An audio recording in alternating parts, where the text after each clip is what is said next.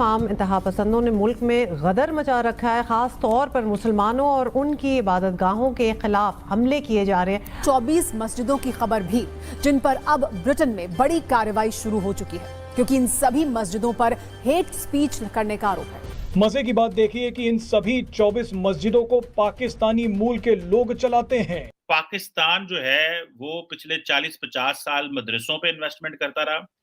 India जो है वो यूनिवर्सिटियां बनाता रहा।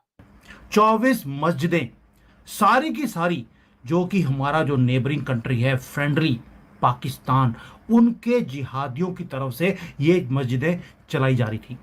आज वो जो मदरसे हैं उधर बच्चे जवान हो गए, उन बच्चों ने क्लैशनकोव पकड़ ली और वो भारत है, वहां के बच्चे यूनिवर्सिटियों में पढ़ते रहे और आज वो तरक्की के रास्ते में चल पड़े। और हमारा पाकिस्तानी मोमिन पकड़ा गया गंदी हरकतें करते हुए।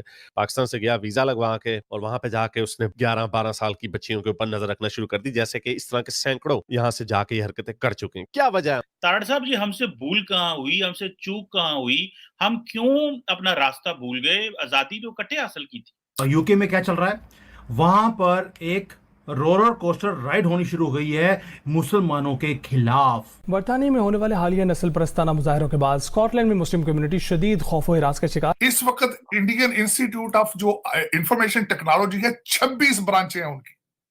और हो क्या रहा है, ब्रिटेन ने भी शर्लॉक होम्स वाला काम कर दिया और पता लगा वहां पर वो हेट स्पीच को स्प्रेड कर। ब्रिटेन के जो लोग हैं उन्होंने मसाला मिक्स करना शुरू कर दिया मस्जिदों में।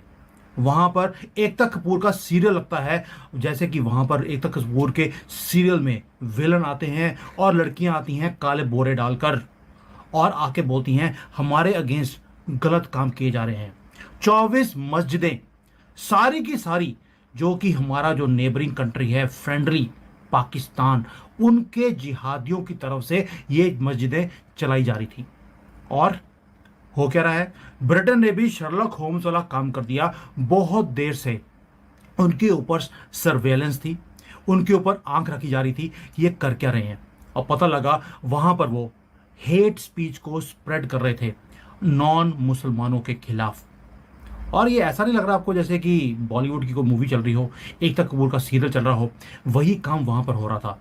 क्यों? हलाला वो करते रहते हैं आपस में अपनी बहनों के साथ, माँ को भी छोड़ते नहीं हैं ये लोग।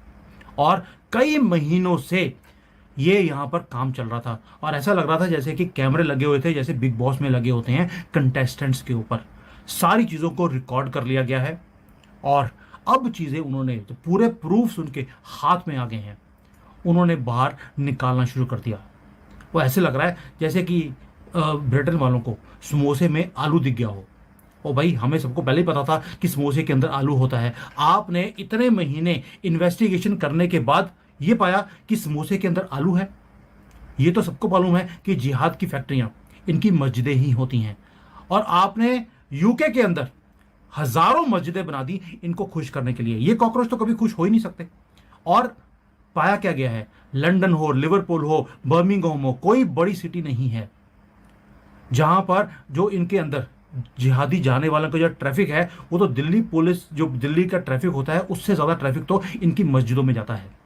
और वहाँ पर फतवे इशू हो रहे हैं और वहाँ पर गीत गाए जाते हैं हमास की फेवर में कि जैसे हमास ने इजराइल के साथ किया वैसा ही हम यूके में भी करेंगे। अब जब आग इनके अपने घर तक आ गई, तब इन्होंने इनके ऊपर सर्वेलेंस करनी शुरू करी है और इन्होंने बोला है कि जिहाद की फैक्ट्रियों को बंद करना पड़ेगा। ये सड़कों पे जो डड्डू पोस्ट करते हैं ना ऐसे 5 बार दिन में, वो बंद करवाना पड़ेगा। क्यों? क्योंकि आग अब इनके पिछवाड़े तक आ गई है यूके वालों के। हमें ये लेक्चर देते थे कि आप इनको बेचारों को, इतने सीधे साधे ये लोग हैं, अगर वहां पे डड्डू पोस्ट कर रहे हैं सड़कों पे बैठकर, आप अपोज क्यों करते हैं? अब इन्होंने बोलना शुरू कर दिया हमें पीस चाहिए। वो कहते हैं हमें पूरा का पूरा जो यूके का पीस है वो चाहिए, और ब्रिटेन वाले बोलते हैं वी वांट पीस। पाकिस्तान जो है वो पिछले 40-50 साल मदरसों पे इन्वेस्टमेंट करता रहा। इंडिया जो है वो यूनिवर्सिटियां बनाता रहा। आज वो जो मदरसे हैं उधर बच्चे जवान हो गए, उन बच्चों ने क्लैशनकोव पकड़ ली और हम उनको उनसे क्लैशनकोव छुड़ाते छुड़ाते हमारी जो है ना, हम तरक्की की वो रास्ता ही भूल गए और वो भारत है, वहां के बच्चे यूनिवर्सिटियों में पढ़ते रहे और आज वो तरक्की के रास्ते में चल पड़े। ताड़ साहब जी, हमसे भूल कहाँ हुई, हमसे चूक कहाँ हुई, हम क्यों अपना रास्ता भूल गए? आजादी तो कटे हासिल की थी। चीमा साहब, मैं इसका बल्कि थोड़ा सा हिस्टोरिकल बैकग्राउंड बताऊंगा। तरीकाकार देखिए ना, एक आपकी डेस्टिनेशन जाना हो, आपने एक जगह से दूसरी डेस्टिनेशन, कोई शॉर्टकट लगाता है उसमें से, कोई कच्चे रास्ते से चला जाता है, कोई परमानेंट उसके बारे में सोचता है कि यार मैं वहां जाऊंगा और आना जाना लगा रहेगा, तो मैंने अचीव किस तरह स्टेबल मुनासिब तरीके से कैसे जाना। हमने शुरू से 1947 से, मैं ये थोड़ा सा 1947 पे इसलिए ले जाना चाहूंगा कि हमारा स्टाइल उस वक्त भी यही था। हमने उस वक्त भी अमेरिका से या वेस्टर्न सिविलाइजेशन से पैसे बनाने की कोशिश की। केस पेश किया गया कि socialism is not aligned with इस्लाम। हमें पैसा दिया जाए ताकि रशिया का एक्सपेंशन ऑफ सोशलिज्म को रोका जाए। This started in 1947। हमारे लियाकत अली खान का जो पहला ट्रिप था उसके अंदर ये डायलॉग हुआ कि socialism is not aligned with इस्लाम, हमें जमहूरियत इस्लाम के साथ अलाइंड है, हमें पैसा दिया जाए। ये उसी वक्त बातें शुरू हो गई। गोल्डन अपॉर्चुनिटी आई जब हमारे सबसे ज्यादा पाकिस्तान के फैब्रिक को नुकसान पहुंचाया ज़िया-उल हक साहब, जब उन्होंने इस्लाम को इनडायरेक्टली नौज बिल्ला बेचा, ऑलमोस्ट जिहाद की फैक्ट्रियां बनाई सिर्फ और सिर्फ to accommodate American in Afghanistan.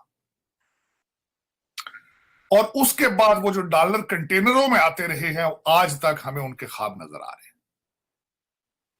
एक तो उसने हमारे मुल्क का सत्यानाश किया, रंग बिरंगे किस्म का इस्लाम इन्होंने पेश किया, हर चौक हर बड़े बाजार के अंदर धमाके हुए, तबाही फेर दी उन्होंने, तबाही फेर दी। उसका रिएक्शन, अब जिनको आप अफगान महाजरीन कहते हैं वो आपके कंट्री पर जबरदस्ती मुसल्लत हैं, आपकी मर्जी से नहीं आए वो, ना वो जाते हैं वापस, मेजॉरिटी के पास शनाख्ती कार्ड है, वो किसी वक्त भी वो पैसा लेकर आपके ऊपर जो है वो हमले करते हैं, क्योंकि उनका कारोबार है जंग। अगर आप अफगानिस्तान का देखें तो guerrilla war is part of their DNA.